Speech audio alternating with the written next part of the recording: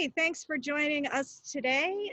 Today I'm with Bobby Dobroski. I'm really excited about talking with Bobby today because he was my coach for my very first marathon. Um, and I don't think I could have gotten through it without him.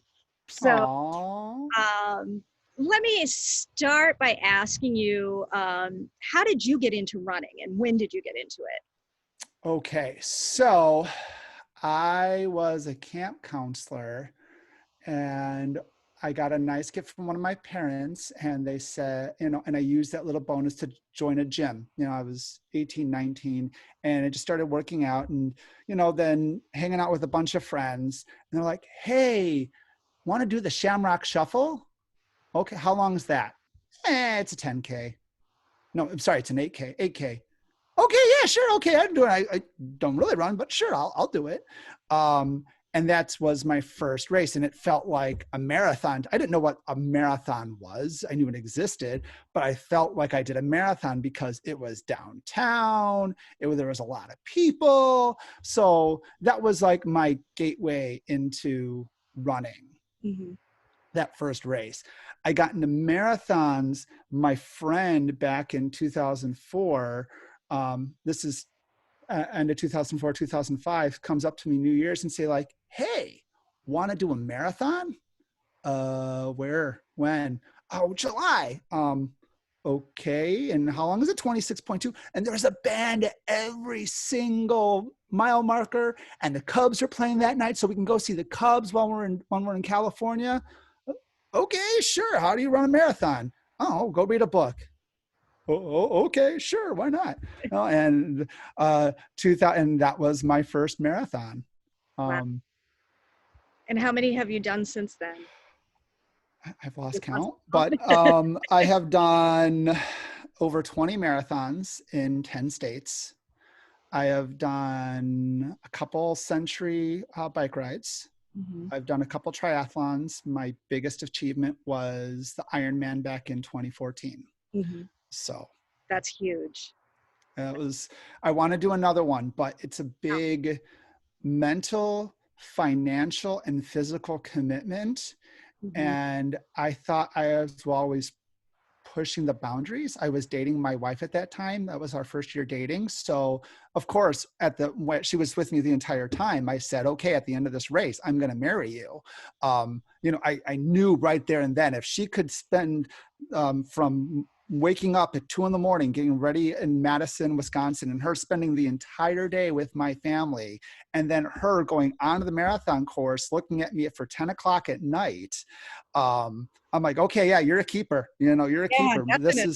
You're a keeper. So, but since then, just trying to stay healthy and, someday doing it again, but when the time is right. Yes. And how has, now that we're all living with this pandemic, Chicago Marathon has been canceled for the year, and so many things have changed um, in the running world. How has that affected you? Has that affected your routine at all? Well, I'm a stay-at-home dad, and we've hasn't affected me too much because my running buddy comes with me everywhere I go. He's about to turn 2 soon. His name's Ashton, and we have a stroller, and we do a 5 to 6 mile run almost every other day. And been slowly expanding our run. Sometimes we go a little bit longer. Sometimes I push the envelope farther than I need to, and then I bring them to a park afterwards. So I've been trying to stay healthy. I haven't been able to sign up for. We haven't been able to sign up for any races, Right. but we're doing that. Recently, um, I wanted to do a couple cycling times, so I went on some big bike rides with some friends. We had masks, we social distanced, um, so we were able to do some big outdoor bike rides. Mhm. So exercising and staying fit hasn't affected me too much because those are still outdoor activities where you can still be safe and social distance. Mhm. Yeah, probably helps you stay sane too. Oh my gosh. I think I have I think I have ADD, and if I didn't have running or cycling or swimming as an outlet, I would go crazy. Yeah. So Um, so you mentioned your son Ashton, who's almost 2 and is your little running buddy.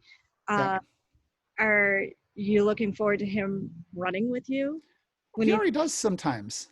does he? He will um he does it more with his mom, but he'll like, mom, run, and he'll like run a couple feet, or he'll see other people running and he'll run after them. Cute. So it's really cute. Uh, so he smells like daddy runs, and so our song to get us going is we're big on Disney here in this household, and every run we have to start it into the unknown, the panic into the disco version. Everything we start, he hears that song, we're going to go running. Oh, into the unknown. And he starts singing it. And that is also our bedtime song as well. That's so cool. Um, so you have a background as an educator.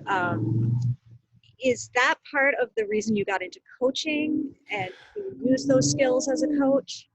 Well, well, first off, I mean, one of the reasons why I love to run, because I wanted to be a good example for children. I wanted to stay fit. I branded myself as energetic, and I wanted to show that you wanted to stay healthy. So I think that was one of the reasons why I continue to this day. I got into coaching because I had this energy, unbridled energy. I know. And as a matter of fact, I was with, the Leukemia Lymphoma Society's team and training program. I was on the cycle team, and one of the cycle coaches said, "Hey, I want you to apply to become a cycle coach." So I applied to be a cycle coach, and I got turned down. Hmm. And then Marianne Cantieri, my old coach, said, "You applied to be a coach?" Yeah. Like, you should join the marathon. You should do the marathon team. You know all marathons. You've ran with us. Did the marathon. That was your first team and training event. Like, I don't know. Do you think so? Yeah. Sure. And then a week later, Marie Jarrell, the head coach of the marathon team here in Illinois, calls me up, says, "You want to be a marathon coach?" Yeah. Okay, you got the job. Our first meeting's on Saturday. Show up in your team and training gear. Okay. And that was how I and that's how I started coaching. Oh wow, and the rest is history. And the rest is history. Yeah. So this is the first year that I've truly taken a break from coaching. Wow. So And the thing that, I have to say, the thing that I always loved about you as a coach is that, yeah, you bring this energy and fun and into running, but you can also shift gears. And when somebody's having a rough day, you know what to say to them, and I've always admired that, and loved that about you as a coach. I think it's hard for me sometimes to put that into perspective sometimes and know you're in those shoes. Mhm. One of my favorite lines, if anyone asks you, "How's it going?" say forward. That way you're never lying. Or happiness is a choice. You can be happy or miserable. Either way, the distance is the same. And sometimes it feels really good. And if you're in the wrong mindset, you can, it's hard to coach. And I was doing the Ironman, and Coach Marie was cheering me on. I was halfway done with the marathon portion, and things are starting to break down. I have another 13 miles to go. I curl up in the fetal position. I got my then girlfriend, now wife, rubbing my back, and she looks at me, and Marie knows my energy, and she knows, like, I'm going to keep going. And she says, "Hey, happiness is a choice, Bobby, remember?" And I smile at her. And then she whispers in my ear, "Payback's a bitch." So I always go back to that memory when I try to help people because yes, that energy is important, but you really have to know your audience. Otherwise, you're going to hurt you're going to do the opposite effect than turning them down. You want to be encouraging to them, but Mhm. you also you don't want to turn them off to Right. your message at the same time. So it's a very difficult balance. Yeah. And it took me a long time, and I probably still am learning that, no matter, as you go through life. So Yeah. I think the moment that I felt like I really belonged with the team and training group, I started late my first year. I was recovering from gallbladder surgery, and it was a 4 mile run. And I remember you running up to me and telling me you're doing great, and you're going to run the whole thing. That's awesome. And I just felt like, okay, I found my home. Like, this is cool.